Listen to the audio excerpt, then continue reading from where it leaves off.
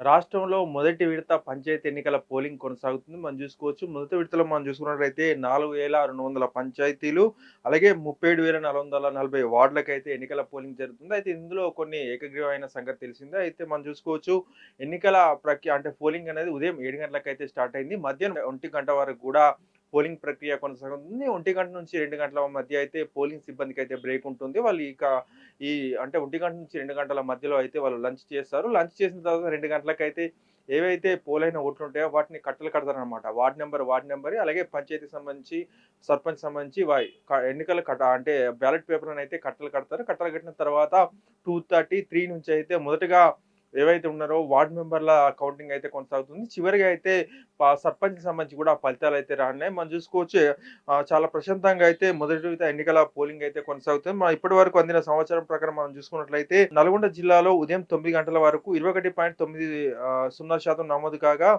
ఇక సూర్యాపేటలో అయితే ఉదయం 9 గంటల వరకు 27.36%, యాదాద్రి జిల్లాలో 20.23%, జోగులాంబ గద్వాలలో 22.26%, సిద్దిపేటలో 24.3%, నారాయణపేట జిల్లాలో 21.13%, జడ్చర్లలో 2 అంటే జడ్చర్ల నియోజకవర్గం సంబంధించి 22.60% చాలా వరకైతే పోలింగ్ నమోదైంది. మనం చూసుకోవచ్చు ఇంకా పోలింగ్ కొనసాగుతుంది. ఆదిలాబాద్ జిల్లా విషయానికొస్తే ఉదయం 9 గంటల వరకు 10.67% నమోదైంది. ఎందుకంటే ఆదిలాబాద్ జిల్లాలో కాస్త చలి ఎక్కువ ఉన్న నేపథ్యంలో అయితే క్రమంగా పోలింగ్ పుంజుకునే అవకాశం అయితే కనిపిస్తుంది. నిర్మల్ జిల్లా విషయానికొస్తే 16.57%, నిజామాబాద్ 19.80%, మెదక్ జిల్లా 20.52%, జోగులాంబ గద్వాల జిల్లా చూసుకున్నట్లయితే 20.2%, అలాగే సంగారెడ్డి జిల్లా విషయానికొస్తే 23.46%, సిద్దిపేటలో ఇప్పటికి మనం చెప్పుకోవడం జరిగింది. సో, చాలా వరకు గూడా పోలింగ్ అనేది కొన్ని చోట్ల చాలా ఉధృతంగా కొనసాగితే ఈ ఏజెన్సీ ప్రాంతాల్లో అయితే ఆ చలి వల్ల అయితే ఇప్పుడిప్పుడే ఓటర్లయితే బయటికి రావడం జరుగుతుంది. మధ్యాహ్నం 1 గంట వరకైతే పోలింగ్ జరుగుతుంది. ఆ తర్వాత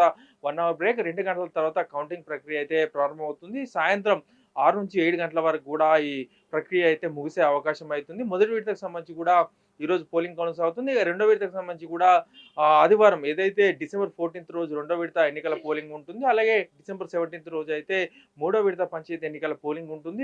డిసెంబర్ 17తో అయితే తెలంగాణలో పంచాయతీ ఎన్నికల ప్రక్రియ ముగిసిపోనుంది.